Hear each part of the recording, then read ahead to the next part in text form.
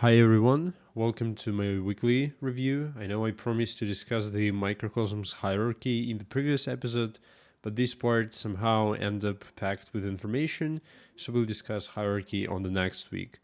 This episode will be discussing the efforts, the separation of concerns, the university, the C sharp as usual. Then we discuss the habit and world event. So just basic stuff, but somehow ended up very packed with information.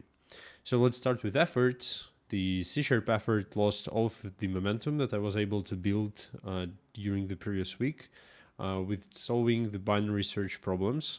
I completed my goal, which was to solve 10 binary search problems, and then started another goal, which is to solve 10 problems about breadth first search or depth first search.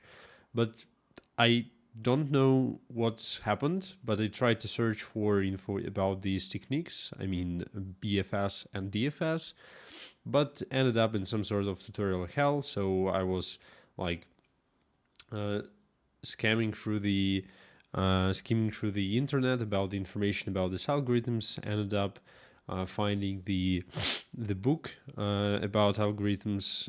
Ended up with the course, but the information wasn't there, so I kind of stopped trying and suspended this task. Um, I'm really sorry, I have allergies, so you will hear these sounds for a while.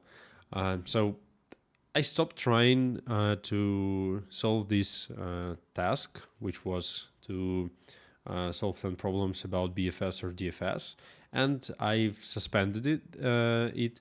So this led me to the point where I kind of lost the clear understanding of what to do, and this in turn led me to the loss of the streak.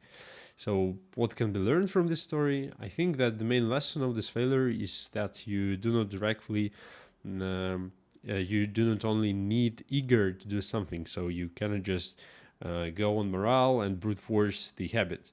You also need to have a clear action to do. I call this effort C sharp because I thought that the problem with me not solving lead code was that I was paralyzed with the choice between too many languages. As I previously mentioned, I really like programming languages and languages in general, so I decided to learn four languages at the same time. These are Python, which I already knew, C Sharp, which I kind of knew already, JavaScript, which was a new language for me, but it appeared to be very easy at first, but it gradually ended up very unclear mess of concepts because I didn't have a sufficient plan. And of course, C++, but C++ itself is a topic of another discussion kind of. So yeah, um, I thought that the problem was that I was trying to solve the lead code problems with too many languages. So choosing C sharp as the primary one should have helped me with it kind of. But of course it didn't, because I made a decision in the wrong place. So the things that needed to be separated were the pet projects and algorithms. For the pet projects, I could scrap all of my ideas and say that the action will be to work on them. And for the algorithms part, the action will be to go to LeetCode and solve problems there. Um, so that was kind of, I think, the root cause of why the C sharp effort was so ambiguous at first. I tried to combine the effort to solve algorithms and to I also wanted to do some game dev stuff, and for the thesis I also wanted to write it in C sharp, and this lack of my kind of not rigorous, but um, mm, so I couldn't make a decision at time, and that what hit me this week. So I was too scared to say that I would like to solve algorithms no matter the language. The point is to solve the algorithm. So you go to LeetCode, solve tasks there. It could be C sharp, JavaScript, Python, C++, whatever you want. They are all basically similar for the easy tasks in LeetCode. You don't need to use some advanced techniques from these programming languages. So yeah, choose whatever you want and then go to solve the problems. But yeah, that was a mistake. The ambiguity I initially put in this effort now hit me really, really hard. I also think that the two previous parts of this effort, which are the pet projects and algorithms, shouldn't be combined in the single leap also. So for the next leap, I should either choose to solve algorithms on lead code or solve or do some pet projects. So these efforts shouldn't be combined because they are kind of connected with each other, and which means that it could scatter the focus on them because the brain will end up in the situation where it just couldn't make the decision at all, which is a bad thing. Now, to the university effort, it's just a failure from the start. There are no actions that could be done daily, and university was not an effort, but rather a category for me to track time.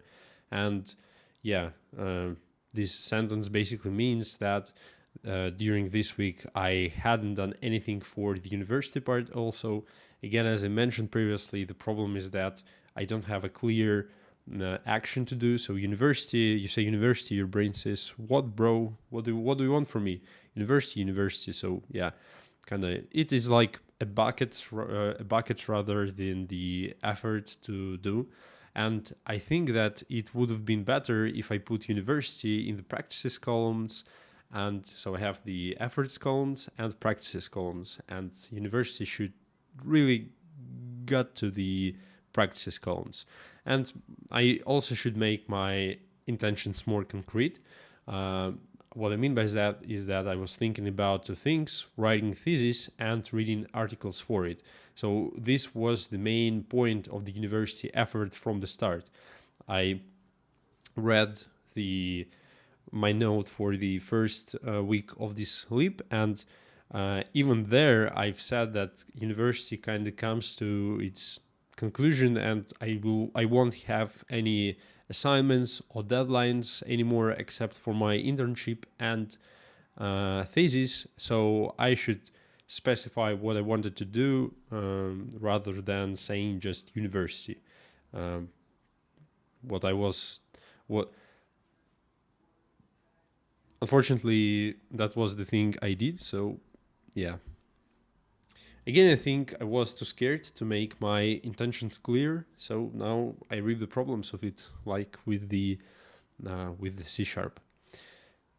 Next, let's discuss the habit. Since the beginning, it was quite a stable experience or thing, and I was even able to brush my teeth after party when I was barely standing on my feet. So it's kind of a nice thing to understand that you were able to make yourself do this, which is a nice thing.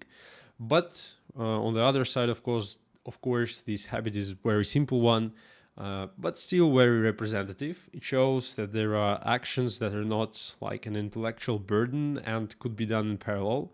And I hope that sport and cooking on an amateur level fall into these parallel habits category. My whirlwind, now let's slightly traverse to my whirlwind, and it is still going very well. I was able to find the proper sentence to describe my paradoxical struggle with algorithms. Here should be a reminder that the dilemma I'm trying to solve is that if you watch too many recommendations, your brain will literally stop producing its own thoughts, and you will just have this white noise in your head. And on the other hand, if you won't watch recommendations at all, your brain will lose essential stream of information with random valuable insights. Of course, 95 or even 97% of the content on YouTube is trash, but there are definitely points in time when you kind of want to eat these things, and you're just hungry for this stupid content. That's where you can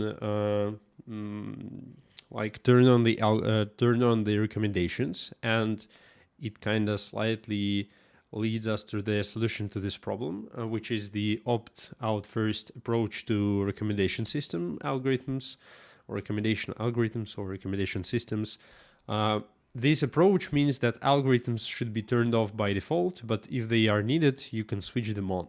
So this is not fully doable on mobile, so I will still need to restrict the usage of these apps on mobile. But on desktop, this is easily doable with Chrome and Firefox extensions, which could turn off the previews for the videos and completely shut down the main recommendation page.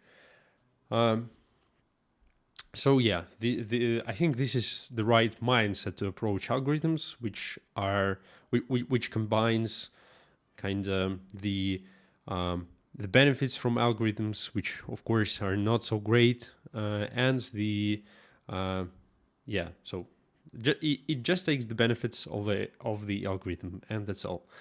Now that's all for today's episode. Thanks for tuning in. Have a great week, and boo boo.